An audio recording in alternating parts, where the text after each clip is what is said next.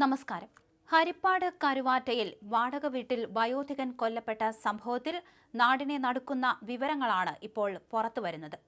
വിലപിടിപ്പുള്ള ഐഫോണും ആഡംബര ബൈക്കുകളും സ്വന്തമാക്കാൻ കൗമാരക്കാർ നടത്തിയ അസാധാരണമായ കൊട്ടേഷൻ കൊലപാതകമാണിതെന്നാണ് പോലീസിന്റെ പ്രാഥമികമായ കണ്ടെത്തൽ. സംഭവവുമായി ബന്ധപ്പെട്ട് പ്രായപൂർത്തിയാകാത്ത പെൺകുട്ടിയടക്കം 4 കൗമാരക്കാരെ പോലീസ് കസ്റ്റഡിയിലെടുത്തു.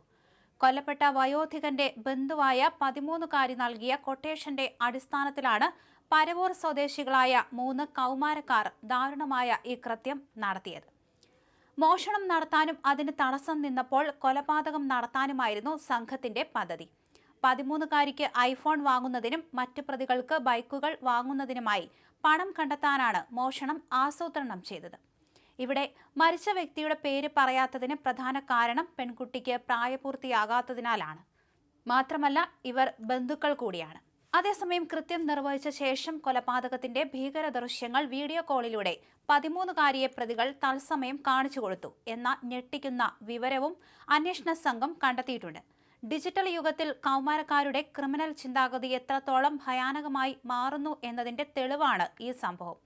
ഞായറാഴ്ച രാത്രിയിലായിരുന്നു കൊലപാതകം നടന്നതെന്നാണ് പോലീസിന്റെ നിഗമനം. മകൾ പ്രസവത്തിനായി ആശുപത്രിയിലായതിലും ഭാര്യ കൂട്ടിരിപ്പിനായി പോയതിനാലും വയോധികൻ വീട്ടിൽ തനിച്ചായിരുന്നു. ഈ അവസരം കൃത്യമായി മനസ്സിലാക്കിയാണ് കൗമാര സംഘം കരുവാറ്റയിലെ വാടക വീട്ടിൽ എത്തിയത്. വീടിന്റെ അടുക്കള വാതിലിലൂടെയാണ് സംഘം അകത്തു കയറിയത്. അടിഭാഗം ഷീറ്റും മുകൾ ഭാഗം ഗ്രില്ലുമുള്ള വാതിലിൽ ഗ്രില്ലിലൂടെ കൈയിട്ട് അകത്തെ സാക്ഷ്യം മാറ്റിയാണ് അക്രമികൾ വീട്ടിനുള്ളിൽ കയറിയത്.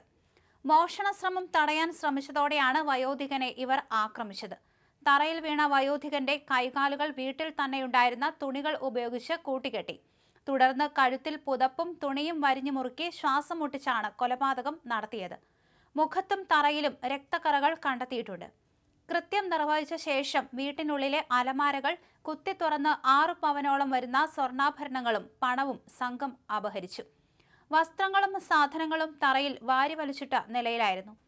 കൃത്യത്തിനു ശേഷം തെളിവ് നശിപ്പിക്കാനും പോലീസ് അന്വേഷണം വഴിതിരിച്ചുവിടാനും ആസൂത്രിതമായ നീക്കങ്ങളും നടന്നു. വീടിന്റെ പ്രധാന വാതിൽ പടികളിലും തറയിലും അടുക്കളയിൽ നിന്നെടുത്ത മുളകുപൊടി വിതറിയ ശേഷമാണ് പ്രതികൾ രക്ഷപ്പെട്ടത്. കൊലപാതകം നടത്തിയ അതേ അടുക്കള വാതിലിലൂടെ പുറത്തിറങ്ങി ഗ്രില്ലിലൂടെ കൈയിട്ട് വീണ്ടും സാക്ഷിയിട്ടാണ് ഇവർ മടങ്ങിയത്. തിങ്കളാഴ്ച രാവിലെയാണ് മൃതദേഹം കണ്ടെത്തിയത്. ഫോണിൽ ബന്ധപ്പെടാൻ കഴിയാതെ വന്നതോടെ കൊച്ചുമകളും അയൽവാസിയും എത്തി പരിശോധിച്ചപ്പോഴാണ് ഡൈനിങ് റൂമിൽ കൈകാലുകൾ ബന്ധിച്ച നിലയിൽ മൃതദേഹം കണ്ടെത്തിയത്. തുടർന്ന് പോലീസ് സംഘം സ്ഥലത്തെത്തി അന്വേഷണം ആരംഭിക്കുകയായിരുന്നു. ആദ്യഘട്ടത്തിൽ വീടുപണിയുമായി ബന്ധപ്പെട്ട ഇതര സംസ്ഥാന തൊഴിലാളികളെ കേന്ദ്രീകരിച്ചായിരുന്നു പോലീസ് അന്വേഷണം. പോലീസ് നായ ഓടിയെത്തിയത് സമീപത്തെ നിർമ്മാണത്തിലിരിക്കുന്ന കെട്ടിടത്തിലേക്കായിരുന്നു. എന്നാൽ ശാസ്ത്രീയ കുറ്റാന്വേഷണ വിഭാഗവും സൈബർ സെല്ലും നടത്തിയ പരിശോധനയിലാണ് നിർണായക വിവരങ്ങൾ കിട്ടിയത്.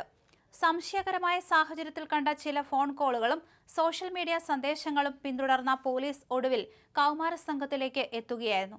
കൊല്ലം പരവൂർ സ്വദേശികളായ വിദ്യാർത്ഥികളെ കസ്റ്റഡിയിലെടുത്ത് ചോദ്യം ചെയ്തതോടെയാണ് ഞെട്ടിക്കുന്ന വിവരങ്ങൾ പുറത്തുവന്നത്.